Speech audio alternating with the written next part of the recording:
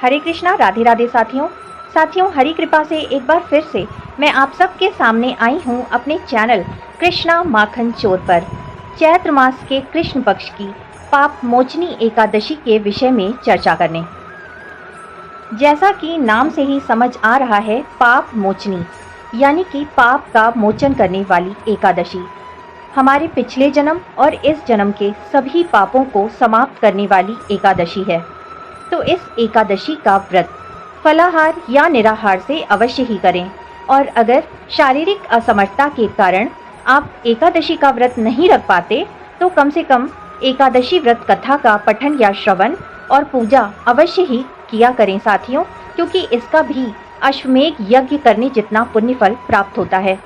साथियों, हम सभी गृहस्थ जीवन में हैं, विधि विधान से हर रोज पूजा पाठ नहीं कर सकते, लेकिन हम गृहस्थों के लिए भगवान ने ये पावन दिन बनाए हैं। केवल एकादशी को ही व्रतराज की उपाधि दी गई है। तो इस एकादशी का व्रत 8 वर्ष से लेकर 80 वर्ष तक के उम्र के लोगों को करना ही चाहिए। शारीरिक असमर्थता हो तो अन्न का त्याग कर दें, क्योंकि अन्न में इस दिन पाप का वास होता है। साथियों, उदया तिथि के अनुसार पाप मोचनी एकादशी का व्रत इस वर्ष 5 अप्रैल 2024 दिन शुक्रवार को रखा जाएगा। ये एकादशी सभी तरह के पापों को नष्ट करती है। यदि आप व्रत ना भी रख सकें तो कम से कम प्रभु के पवित्र नामों का जाप अवश्य ही करें। बहुत पावन दिन होता है, क्योंकि इस दिन को स्वयं भगवान श्री हरि वास करते हैं। तो साथियों, इस व्रत को अवश्य ही करें, और व्रत ना कर सकें तो नाम जाप अवश्य ही करें, क्योंकि कलयुग केवल नाम आधारा, सुमिर सुमिर नर उतरे ही पारा।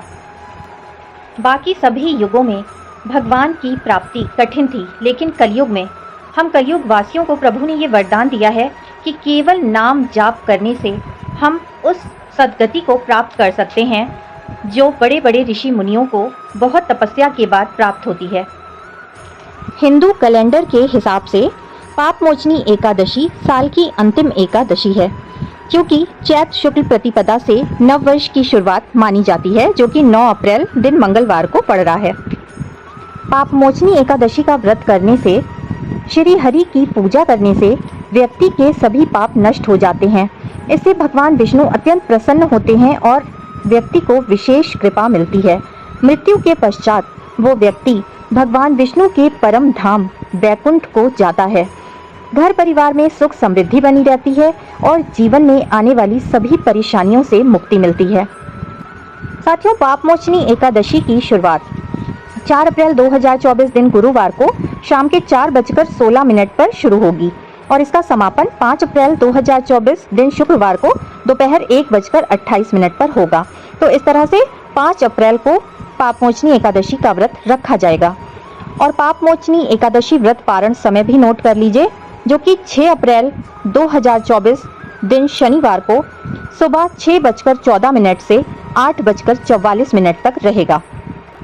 साथियों, एकादशी व्रत नियमों की चर्चा कर लेते हैं। साथियों, एकादशी व्रत 3 दिन का अनुष्ठान होता है, जो कि दशमी तिथि से शुरू होता है। दशमी तिथि को किसी भी हाल में तामसिक भोजन ना करें, और रात्रि का भोजन सूर्यास्त के पहले ही कर लें। यदि सूर्यास्त के बाद आपको भूख लगे तो आप फलाहार ले सकते हैं। फिर साथियों, अगले दिन यानी एकादशी तिथि के दिन ब्रह्म मुहूर्त में उठ जाएं, जो कि सूर्योदय से 1.5 घंटे पहले का समय होता है। ब्रह्म मुहूर्त में उठकर नहाने के पानी में गंगा जल और काले तिल मिलाकर स्नान कर लें।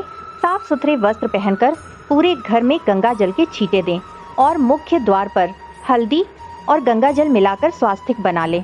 फिर साथियों, प्रेम भाव से अपने प्रभु को उठाएं। प्रभु को पंचामृत से स्नान कराएं। यदि पंचामृत ना हो सके तो शुद्ध जल में ही गंगा जल, काले तिल, इत्र, पुष्प और चंदन आदि मिलाकर प्रभु को स्नान कराएं। प्रभु का बढ़िया सुंदर श्रृंगार और पोशाक धारण कराएं। फिर प्रभु के सामने एकादशी व्रत का संकल्प लें और एकादशी व्रत को निर्विघ्न पूर्ण करने की प्रभु से प्रार्थना करें। फिर साथियों, प्रभु को प्रेम भाव से धूप, दीप, तुलसी दल, जल, फल, ऋतुफल आदि का भोग अर्पित करें। फिर पापमोचनी एकादशी व्रत कथा का पठन या श्रवण अवश्य ही करें, क्योंकि इसका भी अश्वमेध यज्ञ करने जितना पुण्य फल प्राप्त होता है। फिर कुंज बिहारी की आरती के साथ एकादशी माता की आरती भी अवश्य गाएं। पूरा दिन पॉजिटिव रहें, प्रभु के पवित्र नामों का जाप करते रहें। आप कुछ ना कर सकें तो हरे कृष्णा, राधे कृष्णा, उठते बैठते आते जाते इतना तो कर ही सकते हैं। हरे कृष्णा महामंत्र, विष्णु सहस्त्रनाम, गीता पाठ आदि अवश्य ही करें। इस दिन किसी भी तरह की हिंसा ना करें, क्योंकि इससे व्रत का प्रभाव बहुत ही कम हो जाता है।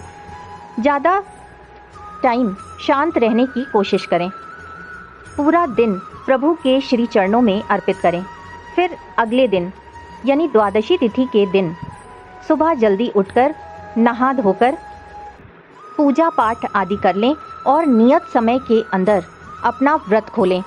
और साथियों, साथ ही साथ दान पुण्य भी अवश्य ही करें और अपना व्रत पूर्ण करने के लिए प्रभु को धन्यवाद जरूर दें। तो साथियों, पॉजिटिव वाइब्स के साथ पापमोचनी एकादशी का व्रत करें। व्रत ना हो सके तो व्रत कथा का पठन श्रवण या फिर पूजा पाठ अवश्य ही करें।